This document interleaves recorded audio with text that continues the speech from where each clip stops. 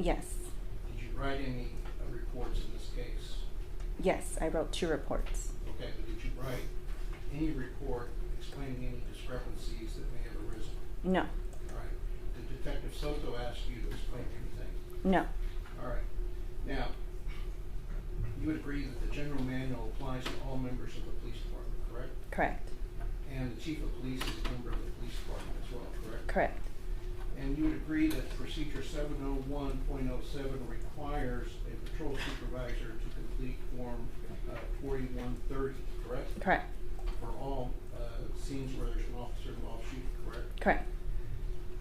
And that is the responsibility of the patrol supervisor, as you testified yesterday, correct? Yes.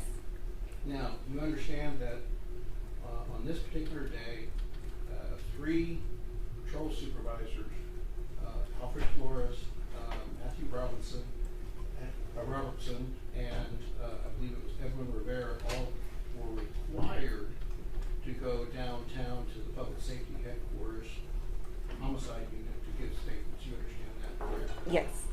And so they weren't allowed to assume their roles as a patrol supervisor, from your understanding, correct? Correct.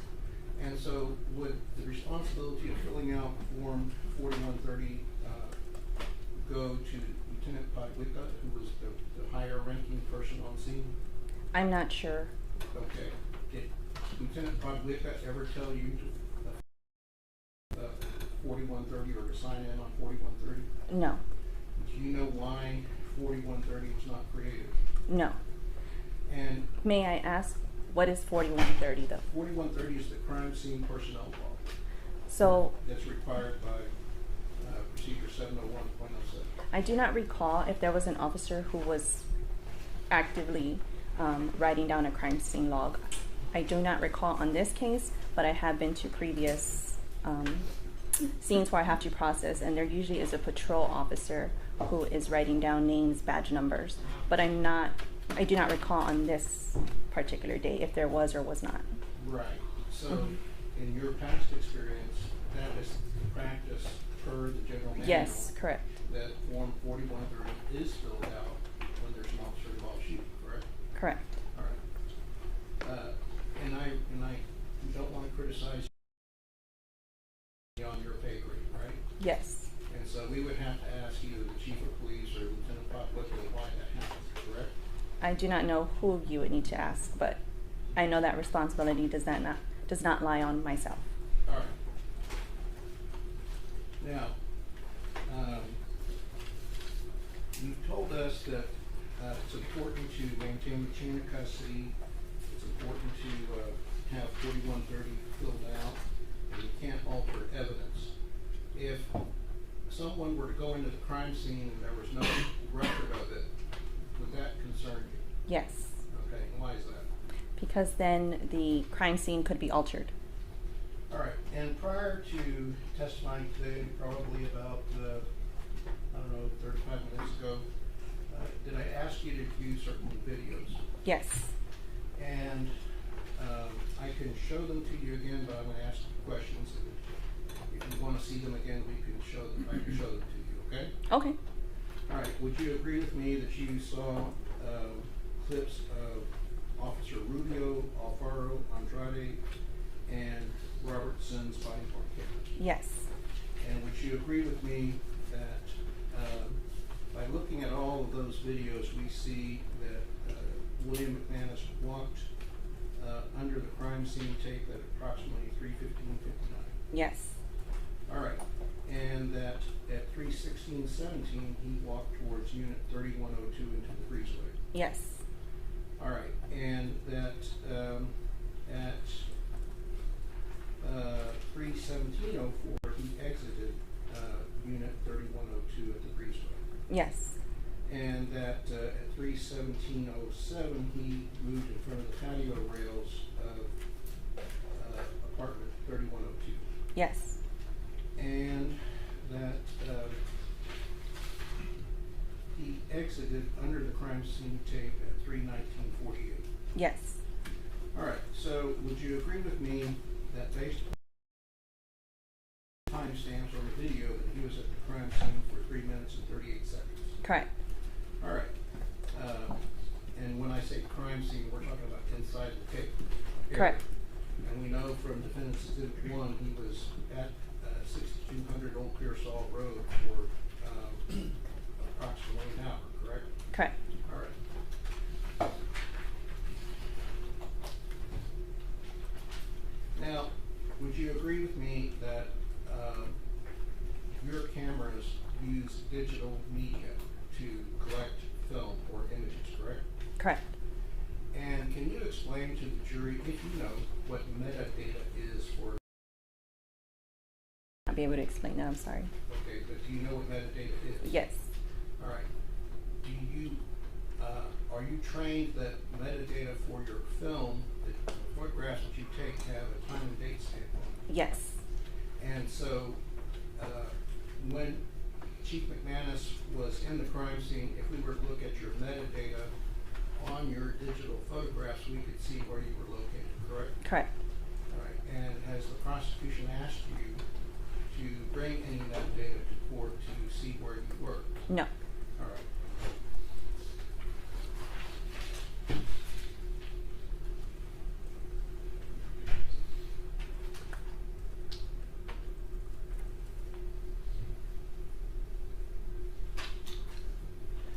Now, let's talk about the corner bedroom. You understand that there's 3 bedrooms, right? Yes.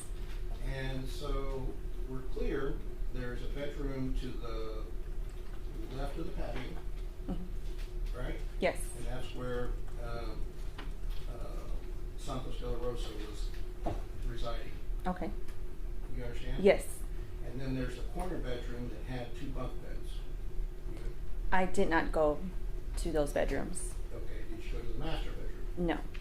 Okay.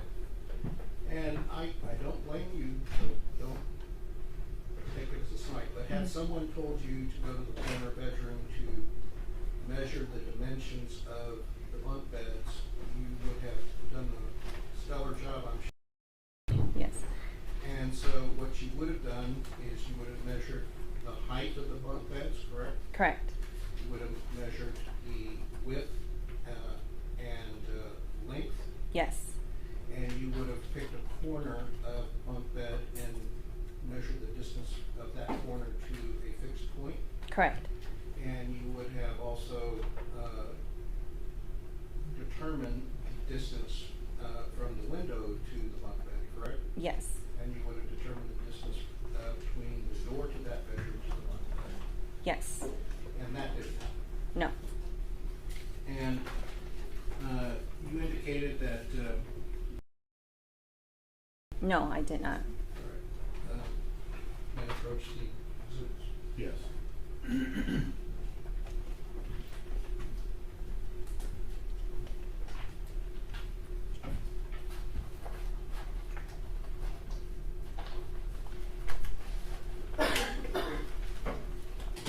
Hey, Ben, are you looking for the batteries and stuff? Yeah.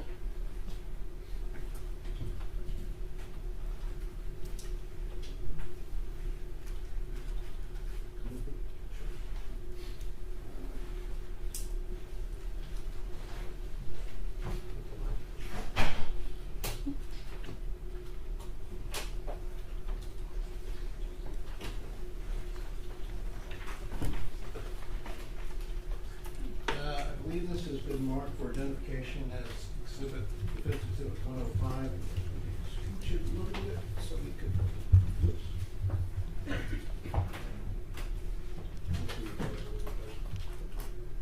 Okay. If this was in the bedroom, you wouldn't have been able to see it, correct? No, I would not have seen it.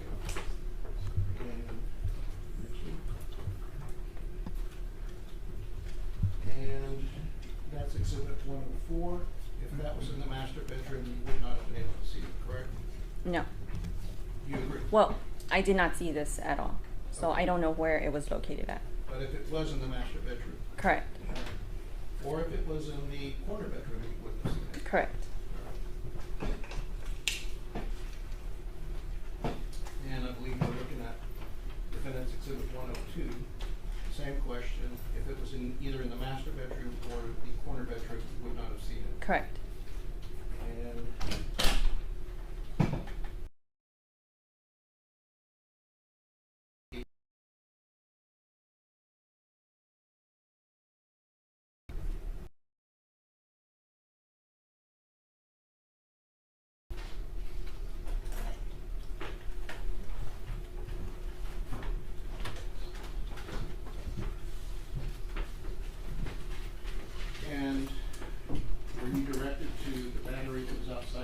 door between unit 3101 and 3102? No, I was not. Had you been directed to look for those items? Yes, and we also would have looked in those bedrooms, but we were not directed to look for any batteries. All right. So you weren't told to look for evidence of her destroying the fire alarm system, right? Correct. Well, the only thing that I was directed to photograph was the closet with the fire alarm, the wires cut. Okay, I understand the fire department calls that the fire control access panel, which is on the side Mhm. of the building. Is that what your understanding is? Yes. Okay, and who directed you to take those photographs? Sergeant Johnson.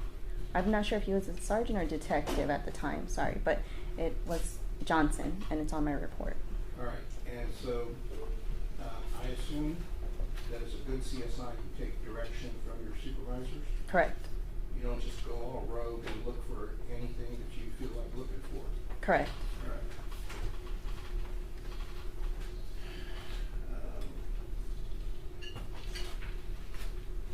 Now, if I may approach, I don't know where the diagram is of the. Yes. You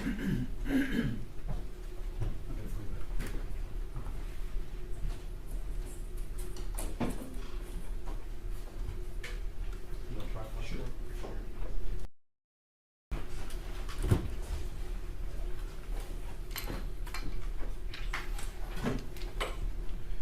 I appreciate the assistance from my co-counsel. I'm kind of old here, so.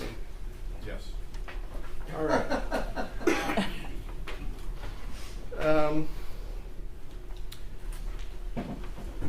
me figure out how to get out of everybody's way. We're taking a look at, it's 28C. All right, the crime scene diagram. All right, so we know based upon Officer Rojas' body-worn camera that at a specific point in time, and that point in time was 1:40:47, that Melissa Perez was behind the couch close to where this C is on the diagram, and it's to the right side of the living room close to the hallway. Would you agree with me? That's where I'm pointing? Correct. And if we were to draw a line straight down, you would probably come to the third or the first column of the patio windows, right? Yes. Okay, so keep in mind that that's a start point, and that's 1:40:47. If Rojas' body-worn camera also showed that Melissa Perez ran from right to left around this couch and then ran to the patio window in the opening, and we've seen photographs of the opening, and for purposes of this diagram it says 11 and it has the 1 foot mark, correct? Correct. All right. So if the body-worn camera shows that she traveled that distance between 1:40:47 and 1:40:50, that would be a span of 3 seconds, correct? Correct. Did anyone ask you to measure the distance that would be? No. And if you knew that she had assaulted someone and you were to gather all the relevant information as to how quickly she attacked, you would have measured that if you believed it was relevant, correct? The person who did the diagram would have done that if Okay. asked to. All right. But you weren't asked to. No. I also didn't create the diagram. Okay. Now, understanding that, we do know that Melissa Perez at 1:52:53 was in the middle of this bedroom, and that's the bedroom where Santos de la Rosa. So if you can imagine that she's in the middle of this bedroom, and let's just say that it was at where, just below where this M is, or right where the M is. That's a start point. If she traveled out the door, down the hallway, across, and back to the same window again, and the same opening where we have 11 and the 1 foot mark, had someone been directed to one of the CSIs, and I know you weren't responsible for this diagram, had a sergeant asked one of the CSIs to measure that distance, that would have been done, correct? Correct.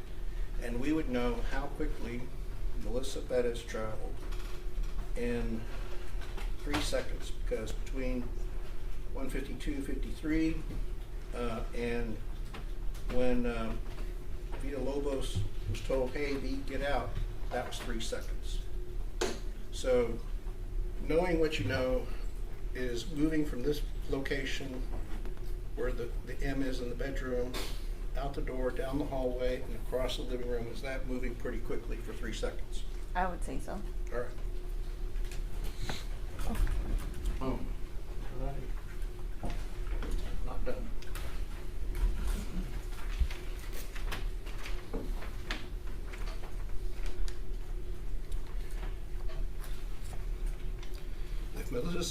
If Melissa Perez was in front of this TV at zero.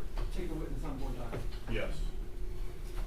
Ms. Diaz, have you watched any of the videos from the crime scene? Any of the body From the cam? body-worn camera? No, Okay, you didn't do the diagram. no. Is he asking you to speculate about information? He's just assuming that he knows that you don't know? Correct. Okay, I would object to that line of questioning. Judge, there's evidence in the record that what I'm asking her hypothetically did in fact happen.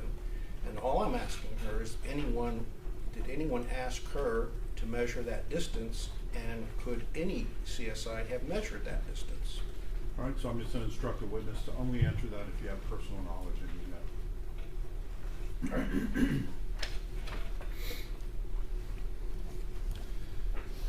I'm going to point to, on this diagram, we have I'm assuming it's a right elbow of a body. If right below this point, if you were asked to measure this as a starting point to the corner of the couch and back to the window where it says 11 and it has the hash mark for foot, you were capable of measuring that distance, correct? Correct. And any CSI present could have measured that distance, correct? If directed, yes. All right. To your knowledge, was anyone asked to measure that? No.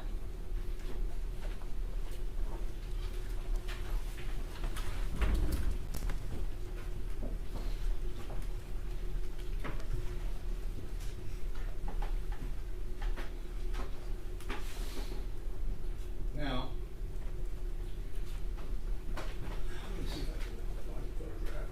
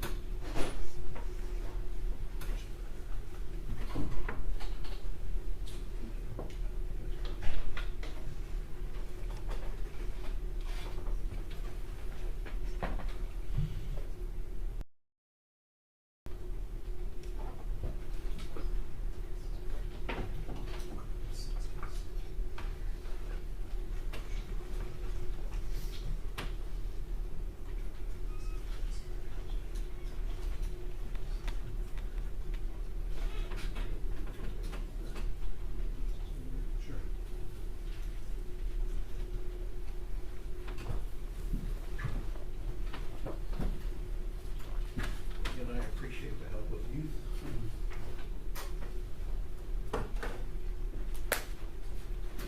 I believe it's upside down. Upside down. All right, so this is Exhibit 65, and try to use this pin point. I'll use this one so we don't mess it up. I'm pointing to an area, for the record, is beneath the Venetian blinds. Would you agree? Correct. And it looks like this is divided up into 1, 2, 3 panes. Yes. And so going left to right, I'm pointing to the third pane underneath the Venetian blinds, somewhat to the right of the middle of that pane. Would you agree? Yes. All right. So imagining that point, did anyone ask you to measure the distance from that height to the ground? No. Had you or any easily done so, correct? Yes, but I do not know if they were asked or not. I know I personally was not asked. Okay. So, Thank you, sir. Just right in front of you. In front of you. in your report, you would agree there's no indication that that was measured, correct? Correct. And understanding what you testified about documentation and the importance of documentation, would you agree that if you didn't document that it happened, that it's not measured? Correct. All right.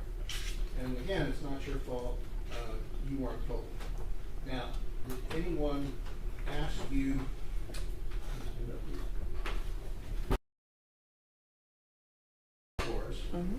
Did anyone ask you to measure the height of Alfred Flores to the top of his head?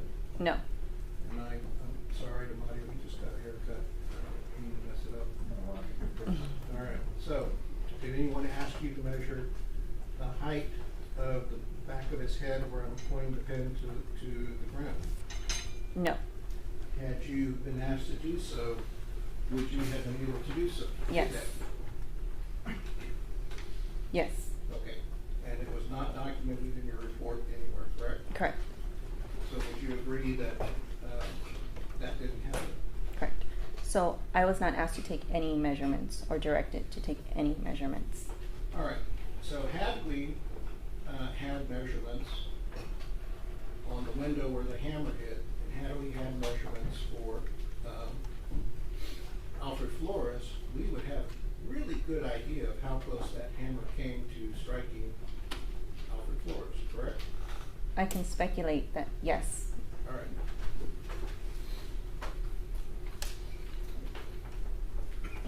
Now, your video camera is different from the body-worn cameras, correct? Correct. Not to disparage body-worn cameras, and we're glad they exist, have higher quality than police body-worn cameras. I'm not familiar with their body-worn cameras, so I would not know. Okay. Would you agree that your body-worn cameras don't have a fisheye? I don't have a body-worn camera. I'm sorry. The digital camera? Your video camera that you use for crime scene document. Correct. So it doesn't warp walls and bend them and curve them, right? Correct. And so would you agree that it's more accurate than a fisheye in depicting reality? In my opinion, yes. All right. And would you agree that a fisheye lens, from your experience, can distort distances? Yes. And so distances can appear a lot farther than they really are, correct? Correct. And let me go back to this diagram if I may.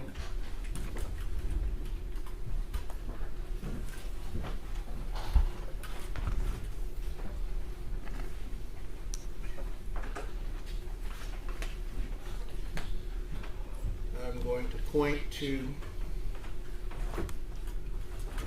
and this is 28C. I'm going to point to the hallway between the kitchen and the living room, the open area, and to the right of the left wall. You understand where I'm pointing? Yes. Did anyone ask you to measure the distance from where I'm pointing to the patio door? Like I previously stated, I was not directed to take any measurements. All right. And you didn't document taking any such measurement, correct? Correct. And since there was no documentation of that measurement, you would agree it was not done? Correct. Microphone. Give it back? Yes. Oh, okay, it's hers, oh, okay. Yes. Thank you.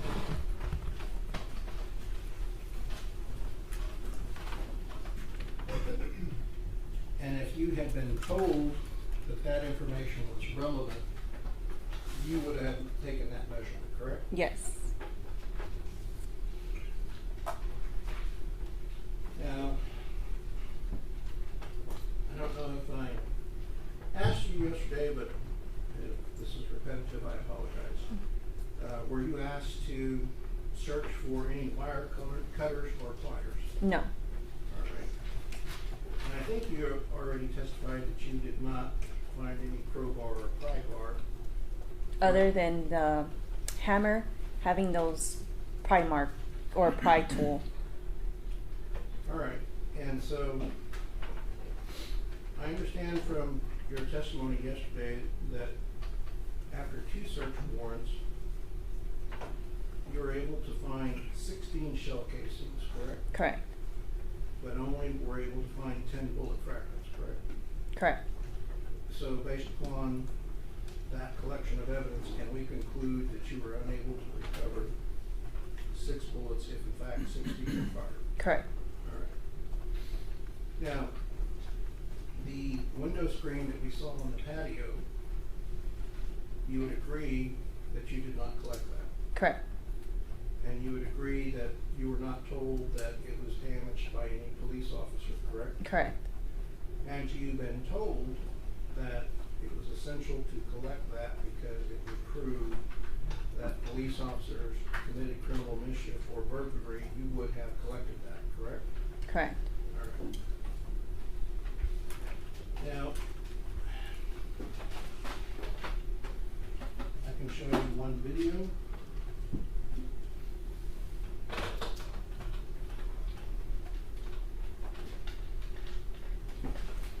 I'm going to ask you to measure the distance that we see in this video.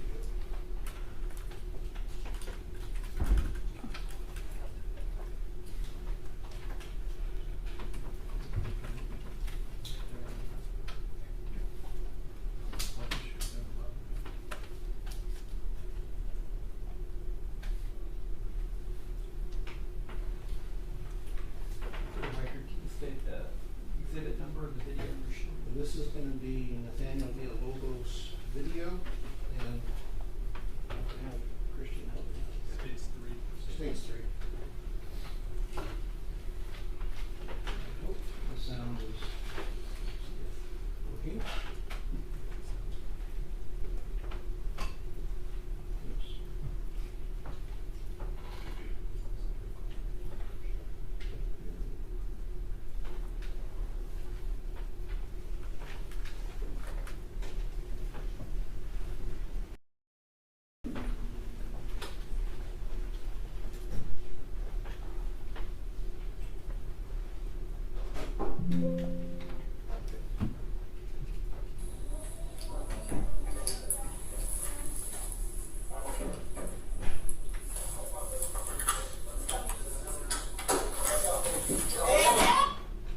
All right, so that's, let me come up with a timestamp. That's Nathaniel Villalobos' video. Its timestamp here is 01:51:47. I believe it goes on for about 5 seconds. Did anyone ask you to measure the distance between this gap and the deadbolt? Stated I was not asked to take any measurements. All you agree that we hear on this video the sound being unlocked? I was not listening for that, so Okay.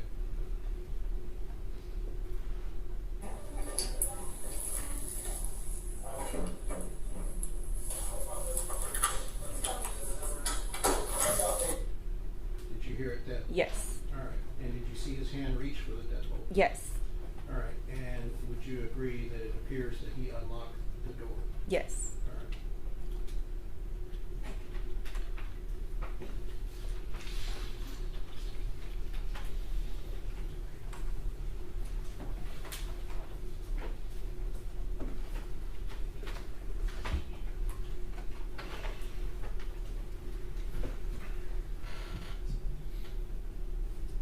Now, would you agree with me that if there are photographs that clearly show a gap between the TV and the right pillar frame of the patio window, we can rely upon that photograph as being more accurate than the diagram? At this point, yes, because there's not a measurement. All right.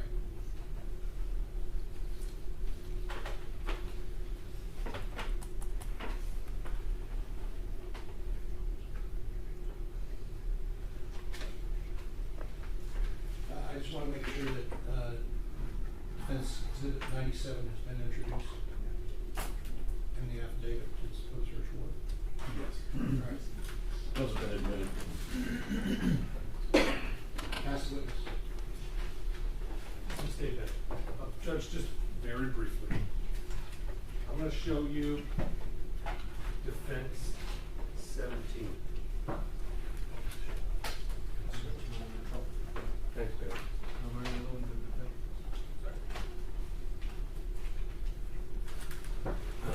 Okay. CSI's collect evidence. Yes, Evidence of a crime. yes, If you had that blue gun right there and you shot me, that gun would be the instrumentality of a crime. correct, If a felony had been committed in this closet, whatever cut those wires was the instrumentality of that crime. correct.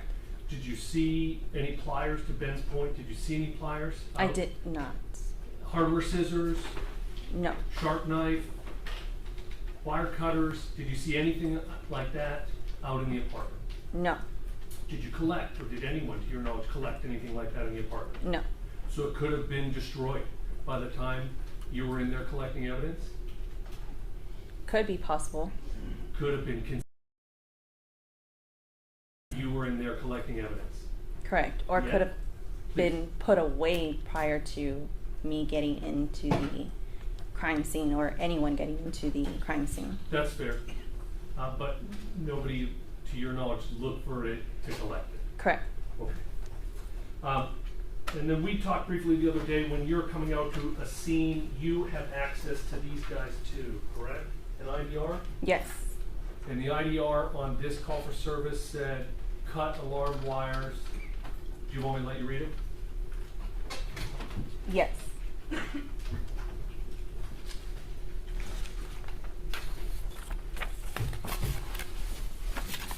Okay, where are you seeing where it says Sure. cut?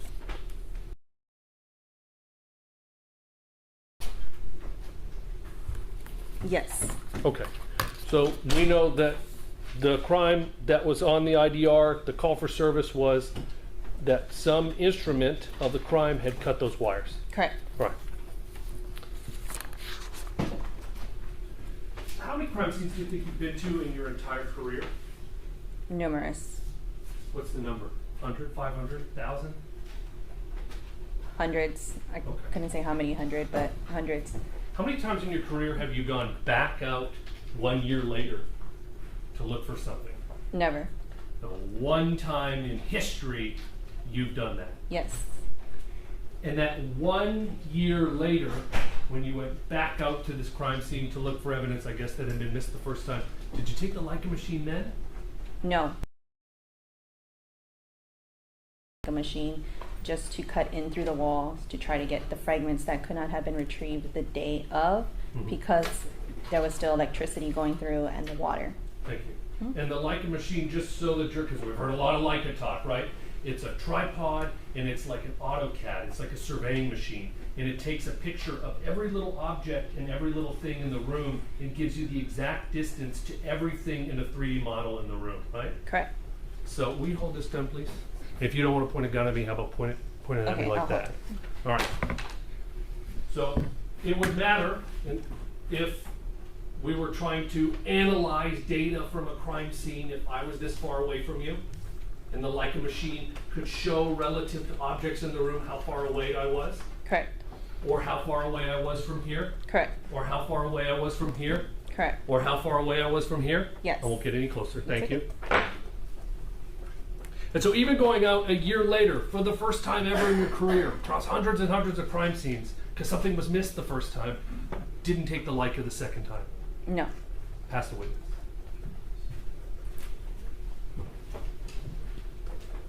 Okay, there's no more questions. All right, you are excused. Okay.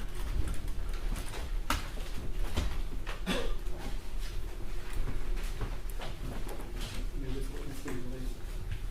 We don't have any. All right. State, you can call your next witness. So we call Dr. David Lynch.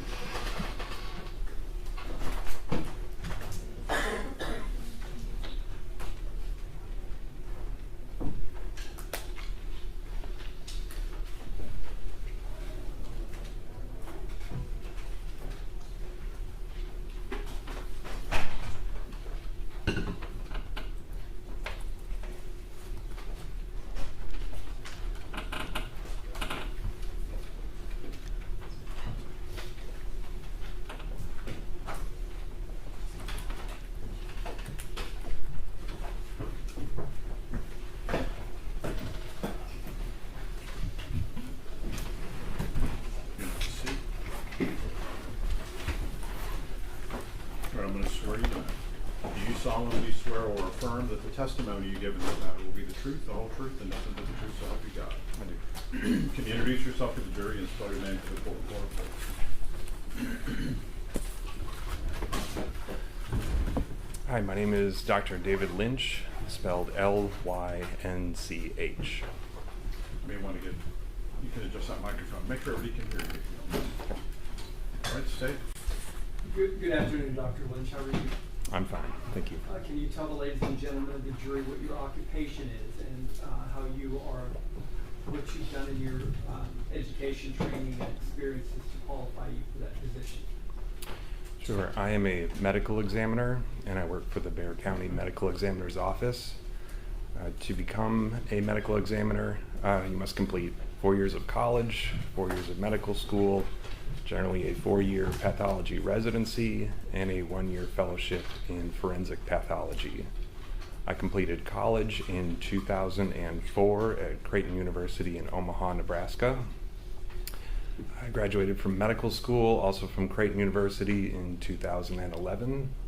I came down to San Antonio after that and completed a 4-year pathology residency in 2015, after which I completed a 1-year fellowship in hematopathology, which is the study of leukemias and lymphomas. That was in New Mexico and completed in 2016. After which I came back to San Antonio and practiced general pathology for approximately 6 years. Towards forensic pathology, completed a forensic pathology fellowship at the Bexar County Medical Examiner's Office, which completed in 2023, and I've been working as a staff forensic pathologist there ever since. The word that you repeated most, and you're talking about your qualifications and training with the word pathology. Can you tell the jury what forensic pathology is? So to describe forensic pathology, I should say what pathology is, and that is the study of everything that can go wrong with the body. This is natural disease, this is trauma. Pathologists will be the people, the doctors, who will diagnose biopsies taken from bodies, those kinds of things. And forensic pathology is specific training in death investigation. Forensic pathologists will take jurisdiction when a death is sudden and unexpected. So someone who will die in a hospital because of heart disease or cancer, forensic pathologist will not see that person. But someone who dies not under a doctor's care or who dies an unnatural death, this could be a drug overdose, motor vehicle collision, gunshot wounds. Those are the kinds of cases that will come to a medical examiner who is a forensic pathologist. And the medical examiner's office themselves is not a part of any law enforcement agency. You have kind of an independent jurisdiction by statute. Correct. And what we do is by Texas law, and we are independent from prosecution, from defense, from law enforcement. We are an independent institution. Now, as your duties under the statutes allow you to check into the cause and manner of death of a person, how do you go about doing that? Sure. When someone passes away and we have jurisdiction of that case, we will generally perform an examination on the body. This starts with going to the place where the person passed away. So typically one of our medical legal investigators will go to the scene. They will document what it looks like at the scene, what position the body is in, those types of things. They will take charge of the body and direct it to come back to the medical office. Generally the following morning an examination will take place. In most of the time this will be an autopsy, which is an examination of the outside of the body, any clothing or material that's on the body. The body is then cleaned and the internal organs of the body are examined as well. All this to look for natural disease and trauma.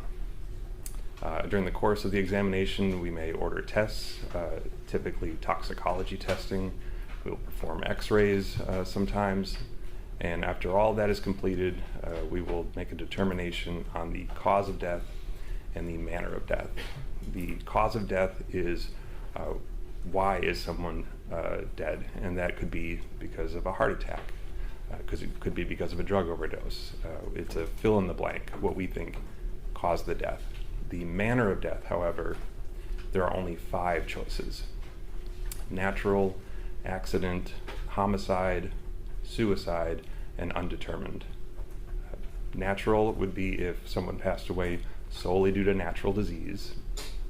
Accidents tend to be drug overdoses and car crashes. Suicide is self-explanatory, I think. Homicide is death at the hands of another, and undetermined is if we don't have enough information to decide. So in your capacity as a medical examiner, as a pathologist at the medical examiner's office, do you routinely perform autopsies? Yes. In your career, can you estimate about how many you've done? Approximately 800 to 900. And have you testified before regarding any pathological findings you've made or any autopsies you've performed? I have. Few or many occasions? It's approximately a dozen. Under your lab case number 2023-1552, did you perform an autopsy on a woman named Melissa Perez? Yes. If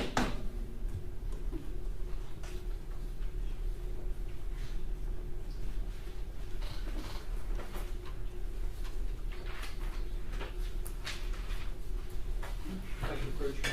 Yes.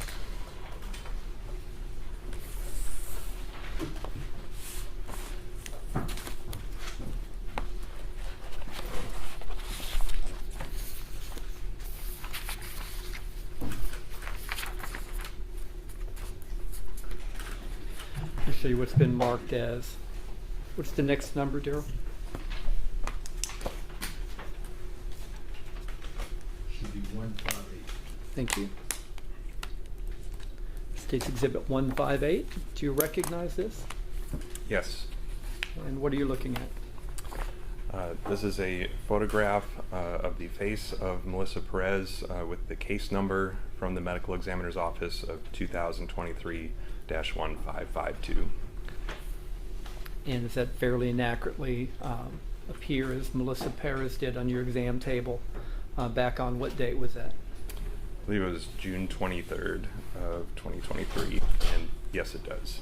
Okay. And I would offer what's been marked as State's Exhibit 158.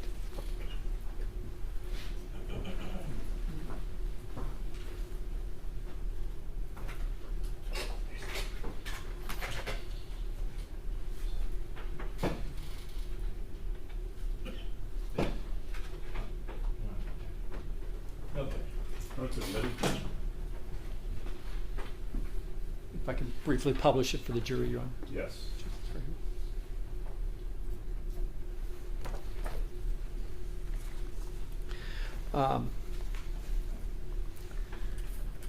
Are you one of the custodians of records at the Bexar County medical examiner's office? Yes. And as a custodian of record, do the autopsy reports that you create, are they kept in the ordinary course of business at the medical examiner's office? Yes. And We don't have any objection to the report. in that case, I will offer what's been marked as State's Exhibit 159. All right, then that's admitted. Showing you State's Exhibit 159, what are we looking at?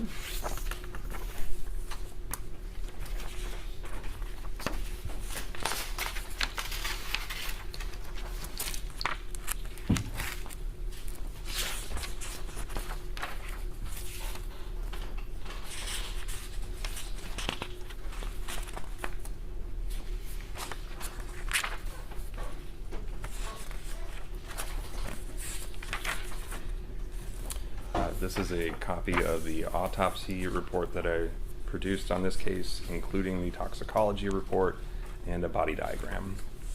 Okay. And how are you able to tell that is to be?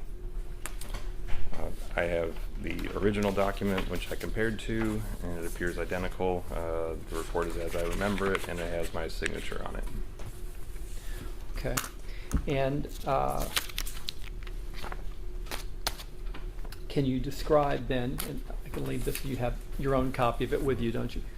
Can you describe then, as you began her autopsy, kind of the general examination of what you observed when she came in? So the autopsy report begins with a general examination, which just states what does the body look like. Is it an adult or a child? How tall they are, what they weigh, and what they are wearing. And in this instance, did you make a notation about how tall she was? Yes, it is 61 inches, which would be 5 feet 1 inch. And how much did she weigh? 135 pounds. Okay. And after you complete your general examination, what's the next step? After this, I will describe the external examination, and this is head to toe. Does the body appear normally formed? Are there any scars or tattoos, those kinds of things? Any abnormalities?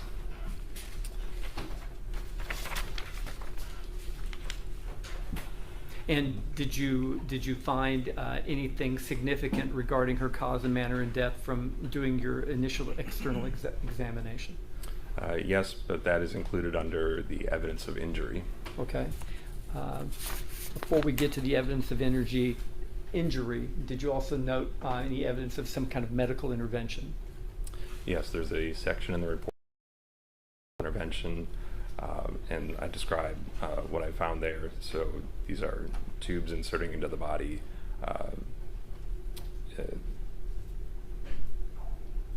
medical dressing that's on the body, those kinds of things.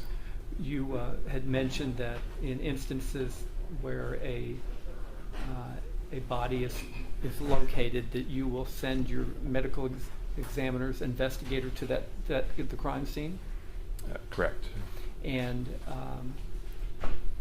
do they also take pictures when they're there? Yes. Okay, and do they make notations for you in your records about the condition of the body and where it was found, and have some kind of information about the setting? Yes, our investigators will prepare a report for us before we begin the exam. Okay, and you would have had that here.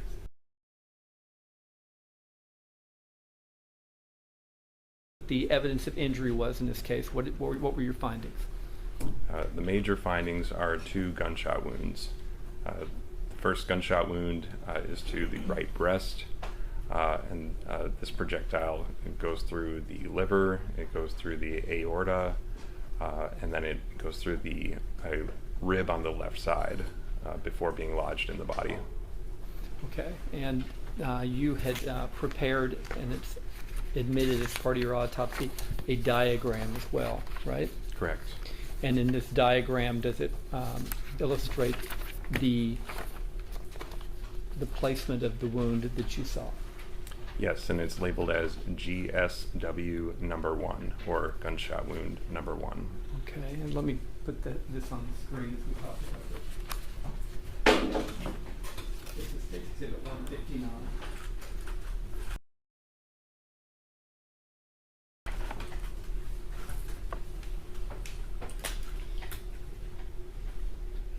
Can you see that, Doctor? Yes. Okay, you talked, first of all, the first injury you talked about, you had marked as gunshot wound number 1 that entered the right breast. Is that right? Correct. Okay. And I guess using my body, I'm using the diagram or so. So it entered from this side, and on the diagram you've got it indicated there, GSW number 1 entry. Correct. First of all, how can you tell whether it's an entry wound or an exit wound? In general, entry wounds are circular. They tend to have a rim of abrasion or scraping of the skin, as opposed to an exit wound, which tends to be irregular. In this case, there's no distinction to be made because the one wound I have leads to a bullet. Okay, and you find a bullet that started that entered in the right breast and ended lodged in the body in another place. In the left back. The left back. Okay. And with respect to these injuries, did you take photographs of each of them? Yes.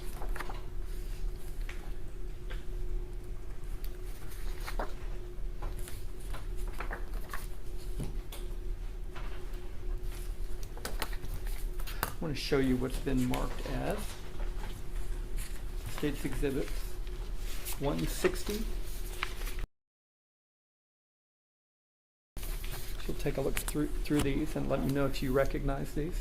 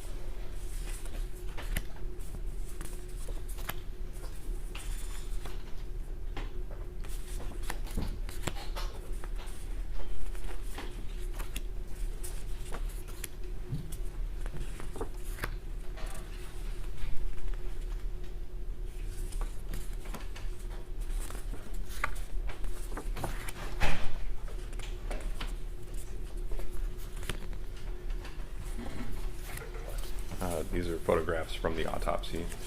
Are these all the photos that you took at autopsy or just a select few? This is a selection. And did they fairly and accurately depict what you saw from your own eyes when you were conducting the examination? Yes. I will offer what's been marked as State's Exhibits 160 through 173.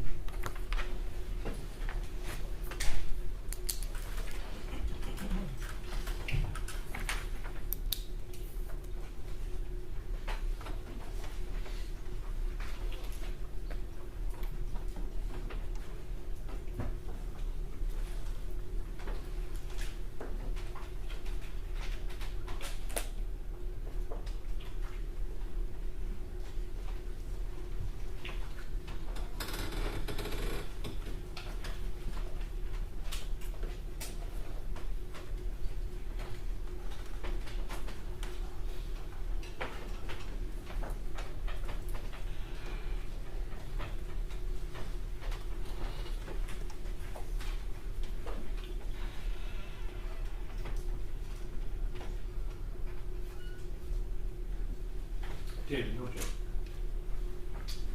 All right, they're admitted. Thank you.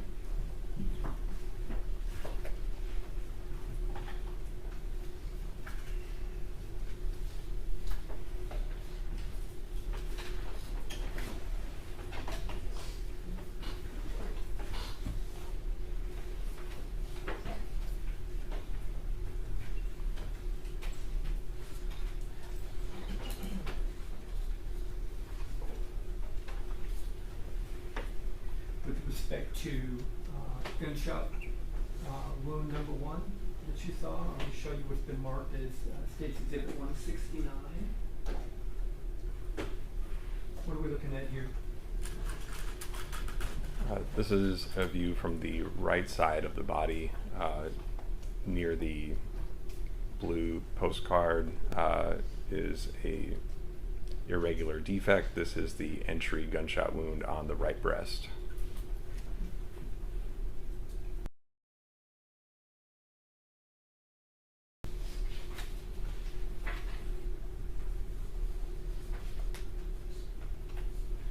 And as it entered the right breast, how did it travel through the body into the location where you found it in the lower back?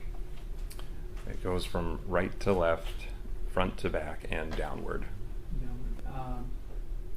Do you have a measurement of the angle downward? Is it the angle from where it entered to where it ended up?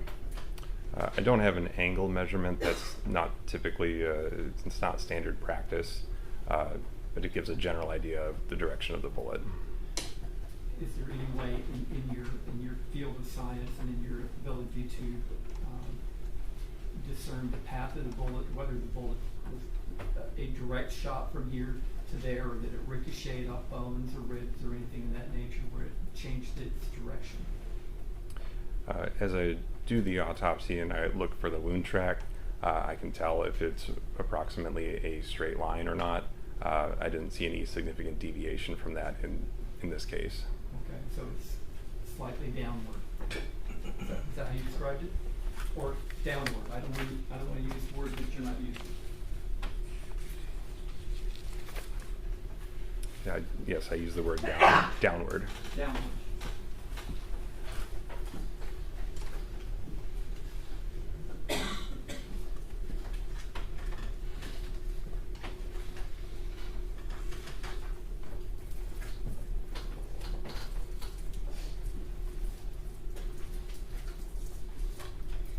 And in your efforts to locate the bullet, the bullet fragment inside the body, did you use an X-ray, or how did you find the metal component inside your body? Yes, an X-ray was performed prior to examination, so I knew the approximate location of the bullet. Okay, and then did you go about as part of your examination to retrieve that bullet? Yes. And I'm going to show you it's been marked as State's Exhibit 164.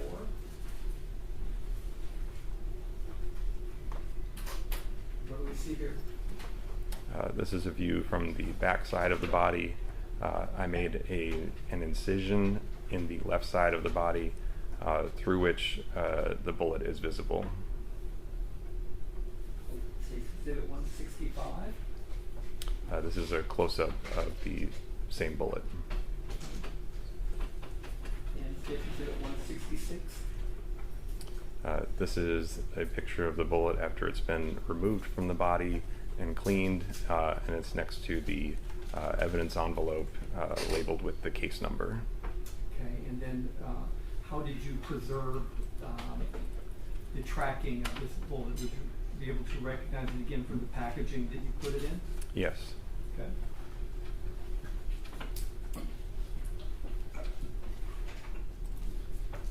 So that's gunshot number 1, right here on your diagram, right? Did you find any other evidence of injury? Yes, there was a second gunshot wound, which is on the inner part of the upper right arm. That point to your diagram, is that here? Correct. Okay, now, you talked about it being inner part of the arm. Is this an injury that can be made at the Right, so this is the axilla or the armpit. This is a part of the body which would not be exposed unless the arm was raised. Okay.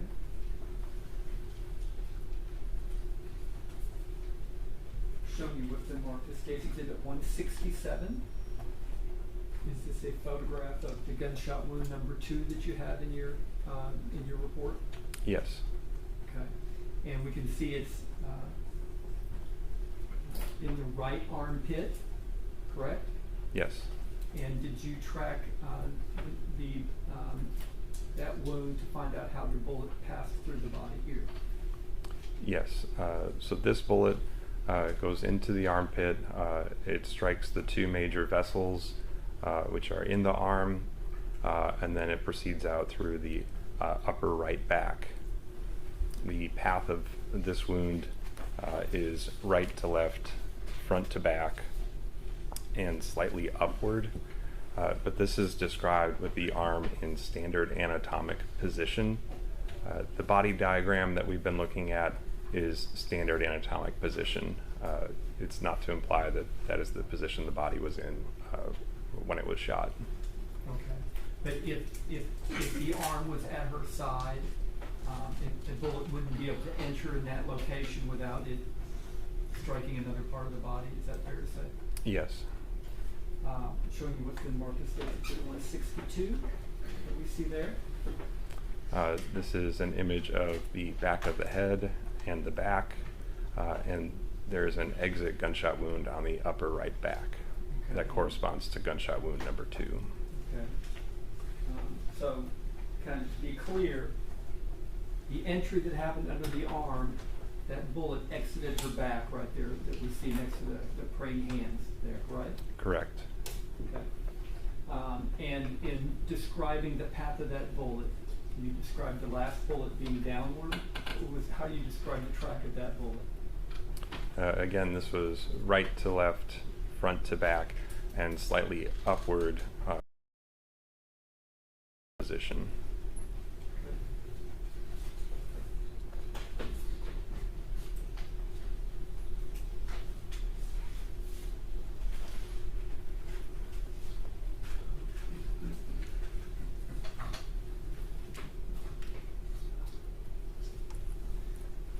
Now, did you see any other injuries to Ms. Perez's body? Yes, there were scattered abrasions or scrapes on various parts of the body. In kind of what locations? They were on the face, they were on the abdomen, the right arm, as well as the thighs.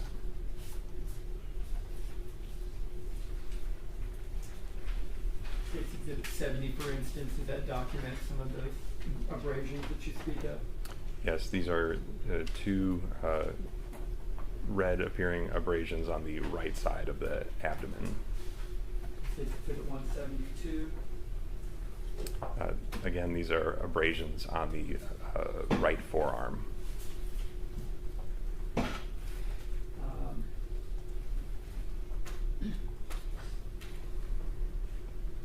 Did she have some injuries to her hands or fingers? Yes, there was a small abrasion under an adhesive bandage on her right middle finger.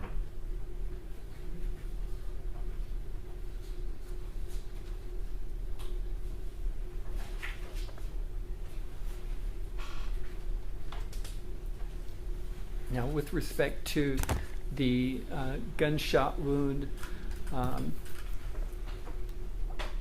number 2, the one that was kind of in the right armpit or so, have you had a chance to see this exhibit before? States Exhibit 174. I've seen either this or something similar to it in the past. Okay. And from looking at this exhibit, well, let me offer it. This is from a still shot from Thompson's body-worn camera, marked States Exhibit 174. I'll offer.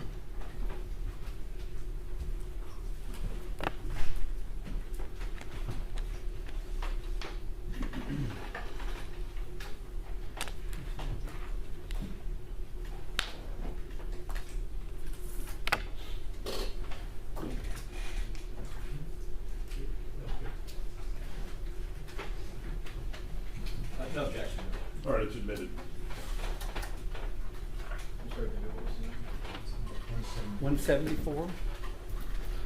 And show it up here.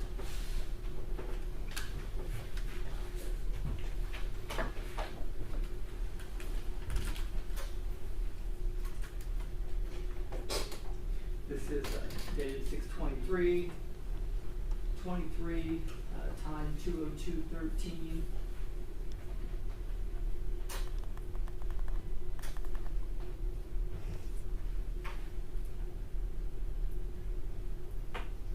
From the pictures, I kind of move it toward the center there. Can you see a firearm that is firing kind of at this moment, captured on this screenshot? It appears so, yes. Okay. And in this picture, can you see a woman in the background with her arm raised? Yes. Okay. Is it possible that this bullet that was fired at this time is the same bullet that struck her in the location that you had found in gunshot wound? That's speculation. I don't think he's been able to establish that he could do a trajectory of just from looking at a photograph. I didn't ask him if he was certain. I asked him if it was possible and consistent with what he sees. All right, so you can only answer that if you have personal knowledge, and if you know. If you don't know, just say so. Yes, this arrangement between the firearm and the body is consistent with gunshot wound number 2.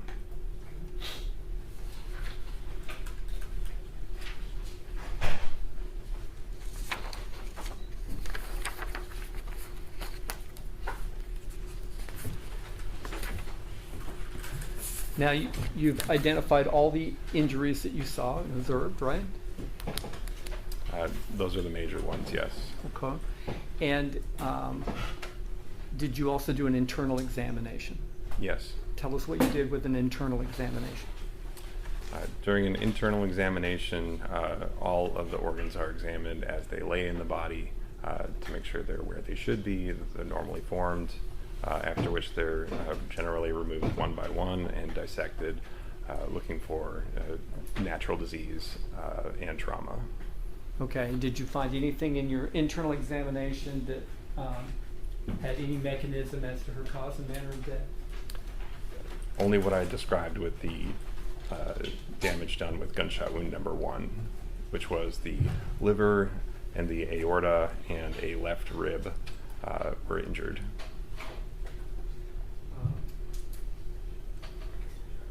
Part of your autopsy, also, did you perform a toxicology? Yes. And tell us why you perform a toxicology on such an examination. Toxicology is routinely run on the vast majority of our cases, and it's always run when it's a suspected homicide.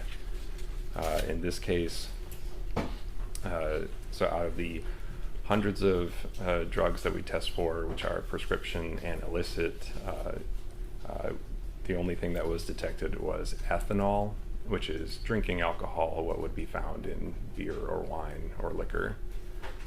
And the concentration was 0.145. Does that have any legal significance in the concentration that you found? Legal intoxication is defined as 0.08, so this is more than that level. During your examination, did you find any evidence of disease that would keep her from living a normal, active life, but for the gunshot wound? I did not find any significant natural disease. So, based on your autopsy, do you have an opinion as to the cause of death of Melissa Perez? Yes. And what was the cause of her death? The cause of death is both gunshot wounds that we described. And the manner of death? And the manner of death is homicide, and it's worth pointing out that from a medical examiner perspective, homicide is a medical determination. The death was caused by another individual or individuals. It is not a determination one way or the other on wrongdoing. Are you able to make any conclusions about how close or how far the firearm was away from Miss Perez when the gun was fired? When we look at gunshot wounds, we look for evidence of close range firing, In my world, that's defined as about 3 feet or so. Within that range, it's not just the bullet that comes out, but gunpowder particles and soot, other things which can be deposited on the body. I did not find any evidence of that.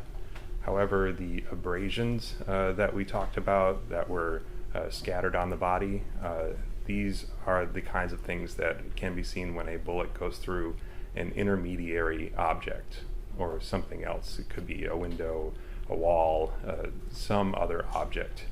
When that happens, the bullet will carry with it some other fragments, and those can leave marks on the body, similar to what we saw. I want to draw your attention back to the bullet you pulled from Ms. Perez's back.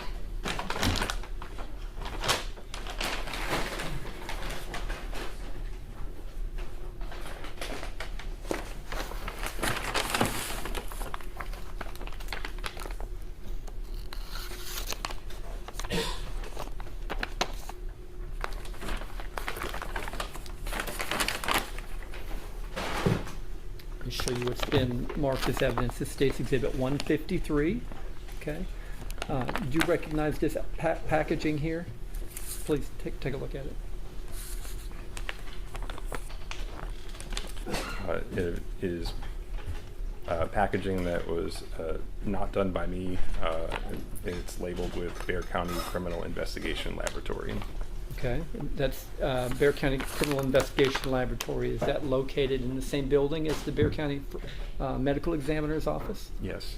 Okay, I'm going to open this up and tell me if you recognize what's contained in here. Okay. By the way, before I just cut it, was this sealed? Yes.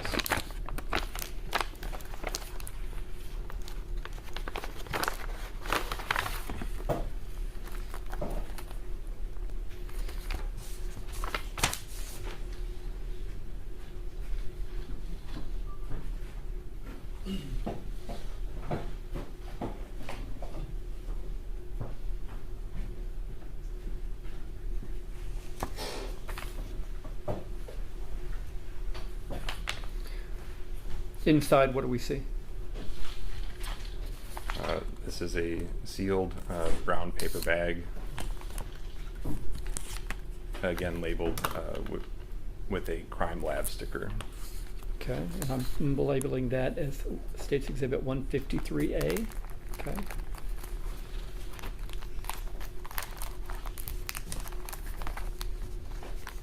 And I'm going to cut into this. This is also sealed, is it not?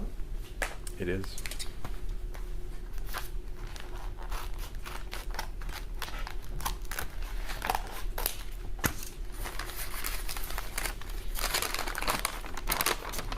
I thought we already had the 153A. Did you just label it? Just, oh, I'm sorry. Oh, then the inner bag. Did I have that as? I don't think so. Bill, can you look at our list? The 153A. I'm not sure 153A is 153 fragment.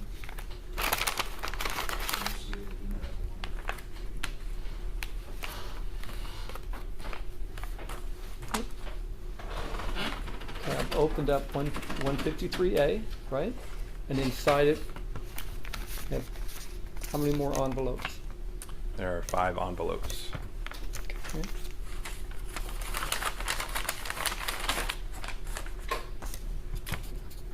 Which I will label 153.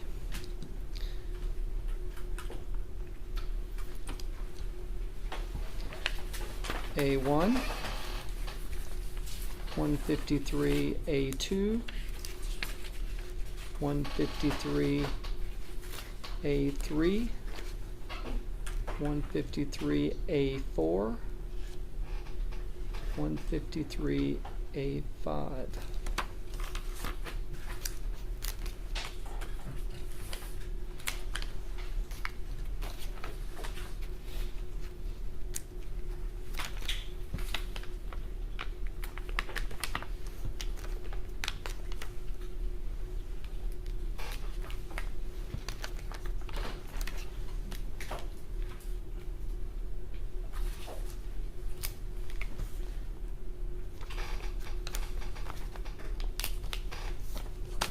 Okay, with respect to these 5 envelopes, will you take a look at these? Tell me if you've seen them before.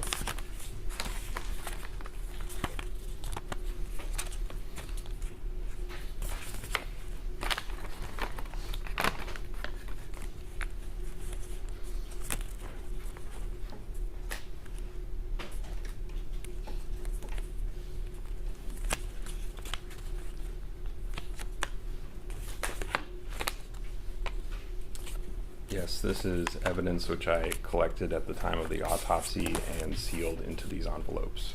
Okay, and how are you able to tell that? All are labeled with the autopsy case number. All have my initials on the label and signature on the back over the evidence tape labeled with the date of the autopsy, which was 6/23-23. Okay, and with respect to these items, what are the items that you collected at autopsy that you put into these envelopes? And if you'll refer to them by number. State's Exhibit 153A1 is left fingernail clippers with clipper. 153A2 is right fingernail clippings with clipper.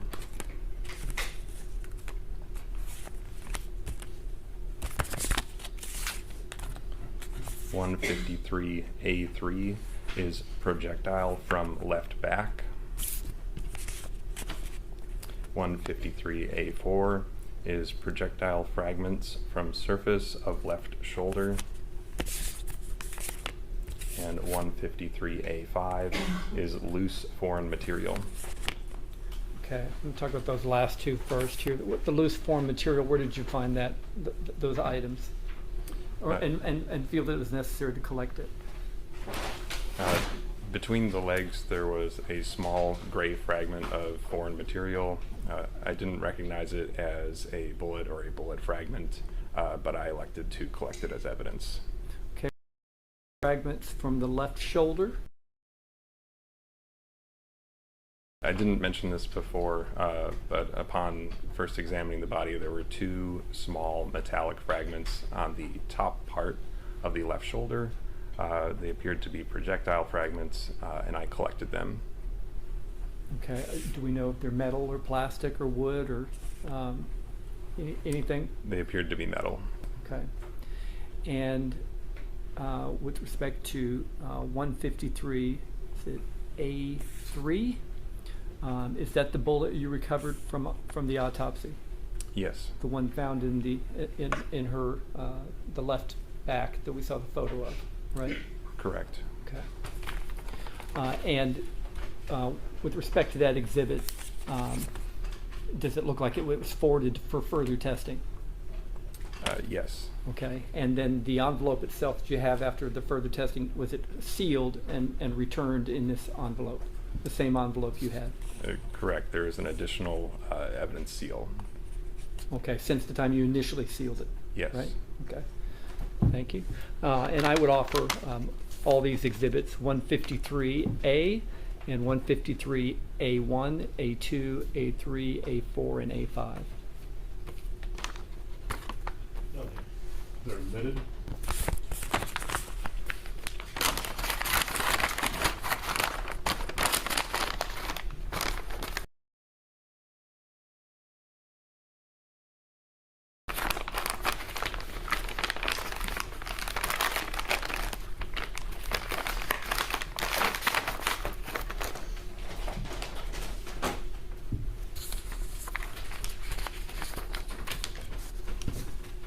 Could you put that over on that side, please? And thank you, Dr. Lynch. I don't have any other questions. I pass the witness. All right, Judge, may I proceed? Yes.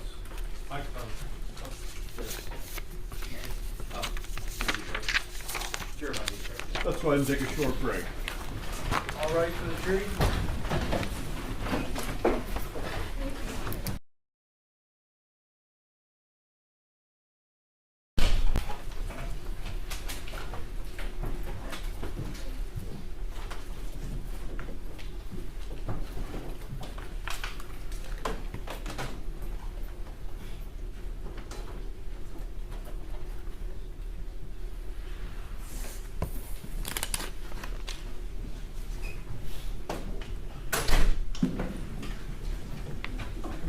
here if you need them. Don't have to. Do you need to take that through? Yeah, I got time for that. You may. I can read the stuff here. You can. Thank you for being such a good witness. Oh, sure. I try not to talk too fast. Thank you. Sure. Very slow and clear. Yeah, just give me the signal if I speed up too much, yeah. No, you're good. Thank you. So I'll take you down. I'll try to do some stuff does stuff like that. Yeah. Okay. I have to take pictures of that out there. Talk about projectile stuff. That's what it's going stop and show. So we'll just be doing some of that. Okay. Other measurement, if I could, cobalt.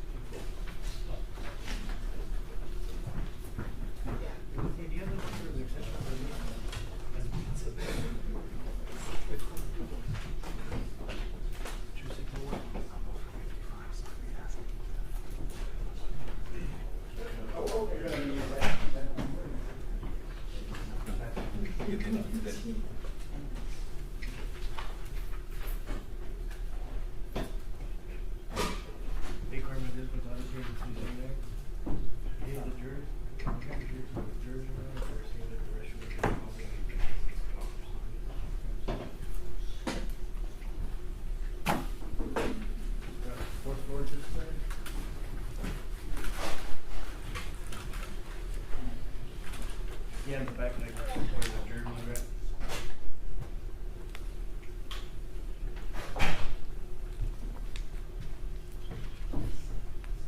Nah, it's a toilet.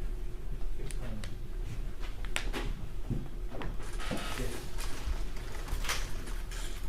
Thank you.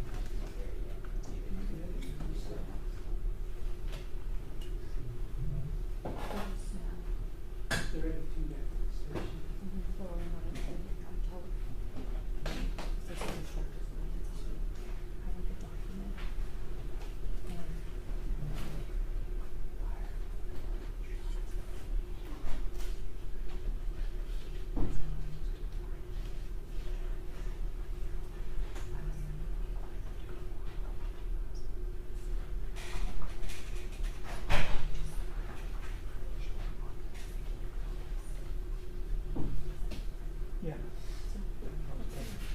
I think that's what I think she just told me that. Well, next time, I'm hoping times the week. Yeah, so. Because they go on that time of day over there. And that's, See, I wish we had what we don't, but my assistant instructor is kind of watching and watching my voice.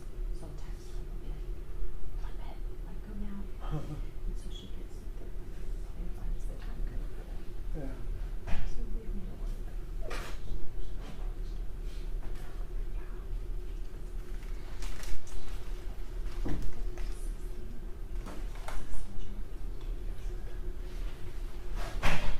Yeah, it was. Yeah. Because it wants to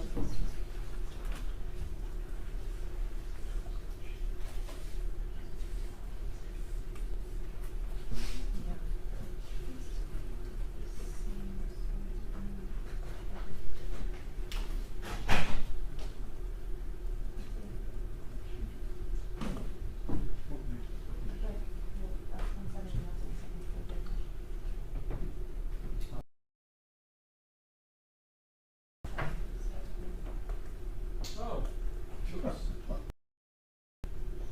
That's easy enough.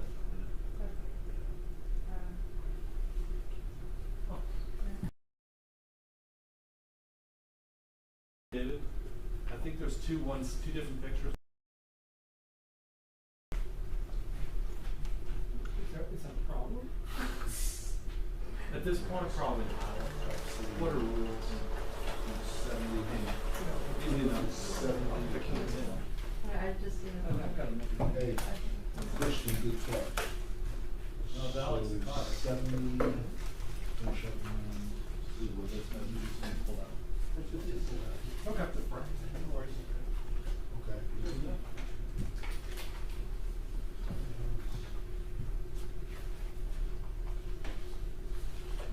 Alright. You ready? You're gonna sit in the front. Just pull the excess out. Yeah. It was one of those far and close pictures.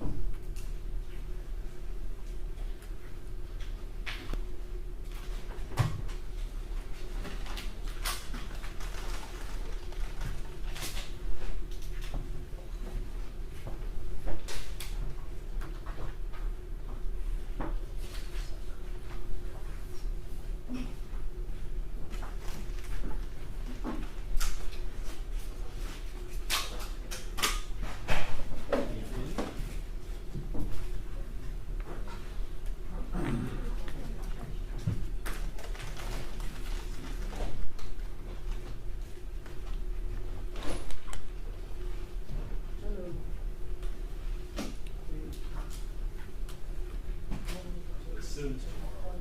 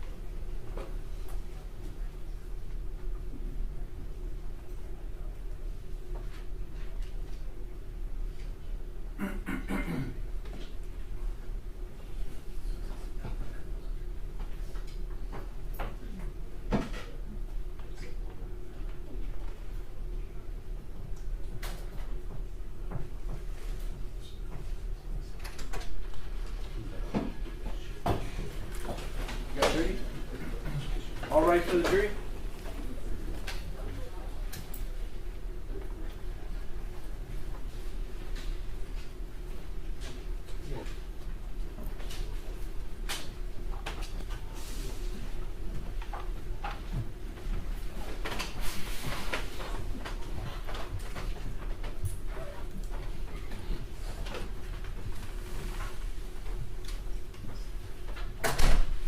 May be seated. All right, welcome back members of the jury. Proceed, Judge? Yes. Thank you. Dr. Lynch, my name is Jason Goss, I represent the officers in this case. And I guess I wanted to start by talking about your position. So you're a deputy medical examiner, Correct. right? Who's the chief medical examiner? That's Dr. Molina. Kimberly Molina. And I want to talk a little bit about how that position is established. So you would agree that her position is established, and then she has people like you, doctors like you, forensic pathologists like you, come on as her deputies that help her to perform her duty. Correct. Right? And so that position is established by law, right? Yes. And the law says that there shall be a chief medical examiner that performs autopsies, right? Yes. Right. And just to give a little background, autopsies are to be performed unless there's a few circumstances not. Unless it's a death in the hospital that is pretty clear exactly what was going on and what happened, or under the care of a physician, like somebody who is in hospice, they have a physician that can certify that they've had a terminal disease, things like that. You would be Depending on the circumstances, if there are no suspicions for anything unnatural contributing or causing death, then you're correct. The treating physician would sign the death certificate. Yeah, I mean, because that's right. Because when Nico was DA and we were in the DA's office, we prosecuted Janine Jones, who was a nurse who was killing babies in the hospital, and that would be a situation where you would definitely want to have an autopsy, right? Yes.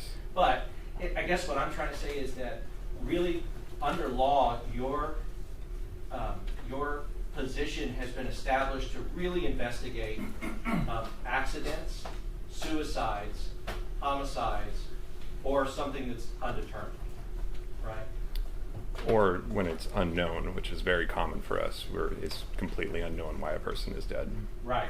And honestly, that's because that's the forensic part of your job is that there are some situations, especially if there's no known cause of death, where it's very important for you to be able to do your job to try to figure out what is the cause of death, right? Yes. Right. And I just wanted to point out, because, and I appreciated that you said it, I didn't even have to ask you about it, you said it on your direct examination, that just because you've determined that the manner of death is homicide, that does not mean you're making a determination about the rightfulness or wrongfulness of these officers' conduct, right? Correct.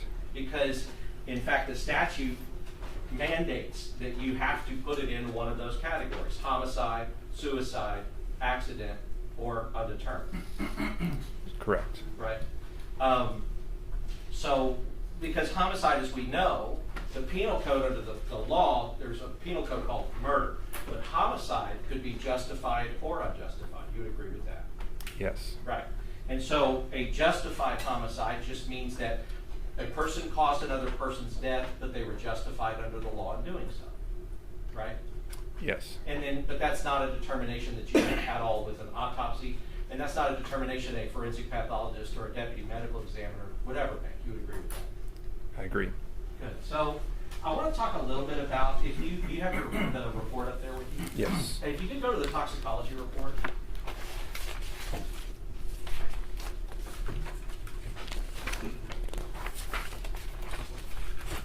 Because we have a thoracic aorta. Judge, may I use the well to demonstrate? Yes. We have a thoracic aorta. Could you tell me where on my body the thoracic aorta would be located? It's in the chest next to the spine. So it would be like back here?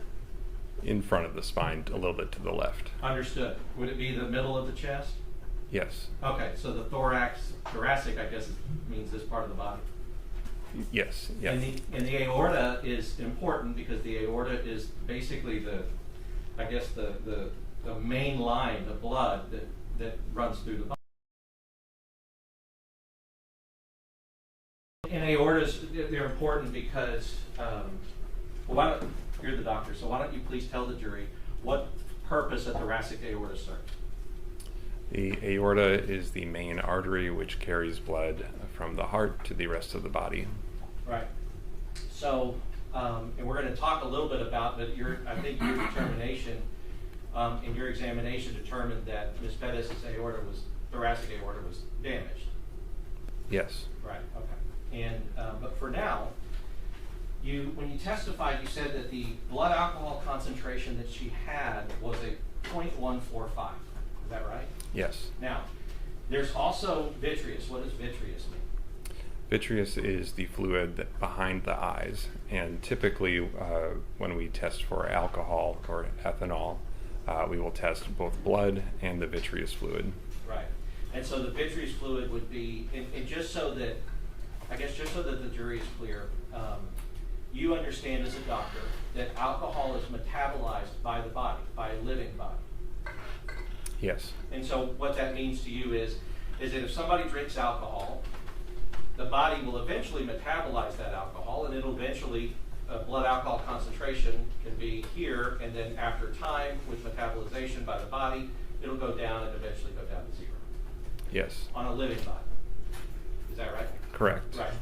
But if a body has become deceased, you can confidently say medically that the whatever the point is at the time that they're deceased, the body is no longer metabolizing that alcohol. Correct. And so that would be a result that you could feel like at the time that the person was deceased, this would have been their blood alcohol concentration. Correct. All right. So on your report, you talked about a 0.145, and I guess this is not necessarily your job, but you are trained to know what the blood alcohol concentration limit is for driving in Texas. Yes. And what is that limit? As I mentioned, it's 0.08. Right. And so 0.08, when you look at what you said was a 0.145, 0.08 means you have to go 0.09, 1.10, 0.11, 0.12, 0.13, 0.14. Right? Like you would be going up from 0.08. Correct. Right. But in the vitreous that you took, the ethanol, what was that number? 0.181. 0.181. So that number was much higher than in the I guess the thoracic aorta. You would agree? It is higher. Yeah, and what I say by much higher is that just so that we can get an idea, it's 0.04 higher, about, give or take. Correct. And 0.04 would be half of what somebody would get to become intoxicated as far as the driving laws of the state. Does that make sense? If 0.08 is your limit of level of for intoxication for driving, 0.04 is half that amount, right? Yes. So it'd be another half over the femoral, it would be another half to get to that 0.18, which is over double the legal limit. You would agree with that? 0.181, yes, would be more than double the limit. Right. And so, are you aware, or did you know, that the definition for intoxication in Texas is a blood alcohol content for driving, blood alcohol content of 0.08, or the loss of the normal use of mental or physical faculties? Have you heard that? I have. Okay. So what we're also talking about, and what we know is that alcohol also involves the loss of the normal use of the mental faculties, right? It can cause that, yes. Right. And as a doctor, you know that can lessen inhibitions, make people braver when they shouldn't be, make people take risks that they shouldn't take. We know that those are some of the results of intoxication, right? Those are some possibilities, yes. Right. And so I'd like to go to, so I mean, when you testified on direct, you said 0.145, and you're reading the thoracic aorta, but the vitreous or the fluid behind the eye, it would be a 0.18, and you would agree with that? Yes. Okay. So I'd like to talk about the aorta now. So you noted that I believe gunshot wound 1 went through the aorta, and that's the same aorta we've been talking about. Yes, but farther down than where we drew the blood for toxicology. Sure. So you might have drawn it a little further up here, and it punctured or I guess damaged the aorta further down. Correct. Okay. And so you said you've done, I think hundreds of autopsies, right? Yes. Okay, so you have done autopsies where the aorta has been severed or has been damaged. Yes. And so you know that once the aorta has been damaged significantly, that causes, I mean, the death usually follows very soon after that. Very frequently, yes. Yes, because, and even in like car accidents, like when people are in car accidents, because car accidents are so violent that it can tear or damage the aorta. You've seen that happen before. Yes. Okay. And once that aorta is done, what that really means is that blood, the main artery that's giving the blood from the heart to the rest of the body, if there's a hole in it, then all the blood is coming out and spilling into the body cavity and not getting blood to the rest of the body, right? A lot of the blood, yes. And depending on the damage, that can happen within seconds after that, or a minute or less. Right, and I can't give an exact time point, but it would happen quickly generally. Right, and that's all. I know you can't give an exact time point. Did you know, was there significant damage to the aorta that you know? Yes, the bullet went through the aorta. Right, and so if a bullet passes through the aorta, then that basically means that Ms. Perez the blood would not have been going to the rest of the body. She would be bleeding a significant amount from the aorta, yes. And you noted that there was evidence of medical intervention. Right? Yes. And what that means is that you noted that people were trying to save her. Yes. Right. Medically. And doing what they could, like a chest seal. You know what a chest seal is? Yes. And that's something that even police officers can carry, that if somebody has been shot, they can try to use that to seal the blood from coming out of the body and to try to seal the wound, right? Yes. Okay, and you noted that she had evidence of they say chest seal, but she had evidence of a seal that they were trying to seal a wound on her body. Correct, on both the gunshot wound on the breast and on the back. Right. So just as a doctor, and that's, the thing is, in talking to medical examiners over my career, one of the things about it is you go through a normal medical school training just like any other doctor, right? Yes. But for you don't see any patients unless they have passed away. In forensics, that's true. Right. Now, yeah, if you weren't acting as a forensic pathologist and you were acting as another type of doctor, then of course you would see living patients. But a forensic pathologist doesn't do any examination on people who are alive. Correct. Right. In general. In general. I mean, they probably shouldn't, because of the invasive nature of your examinations. If you were doing that on somebody alive, that could hurt them badly. You would agree with that? Yes, we do not autopsy live people. Right. So, that's right. So, okay. So I want to talk about the irregular defect. So in Exhibit 169, oh yeah. So if we could go through a little bit and just talk about, I know you did talk about it a little bit on direct. I'd like to talk about it a little more. Entry and exit wounds. So one of the ways that you've been trained to identify if this is a wound where the bullet has come in or a wound where the bullet has gone out is the shape and the nature of the injury that is made on the skin or on the body, right? Yes. And so that would be what you usually have with an entry wound is a clean entry, because a bullet that is going into a body is going to go in, if it doesn't have anything in between it, it's going to go in on the spiral pretty straight, and so it's going to go in cleanly. You would agree with that? Normal. Normally, yes. Right. And then in an exit wound, after it's passed through the body, what it does is it takes the bullet off its normal course, and so that's why an exit wound can be bigger, it can be more irregular, it can have, the exit wound can be a lot bigger than the entry. You would agree with that? It can be, yes. It can be. And on 169, to the breast, you noted that it was irregular. Can you tell us what you mean by that? Generally, as we said, entry wounds are round and have regular or smooth edges. This wound had irregular edges where it wasn't smooth. There was some parts coming in a little, going out a little. And the reason that that can happen is that if it passes through an object, if a bullet passes through something before it hits somebody, it can throw the bullet off its trajectory, right? Correct. And if the bullet starts turning or spinning in a different way, it can make the entry wound bigger or more irregular, right? Yes. Okay. So consistent with that would be like if the bullet passed through glass or passed through a wall, that could cause the entry wound to look irregular. Yes. Okay. Now I want to talk about that in terms of what we talk about with evidence of close range firing. So, in Your Honor, may I ask the witness to step down? Yes. Keep the doctor, please. Would you take the microphone with you? Sure.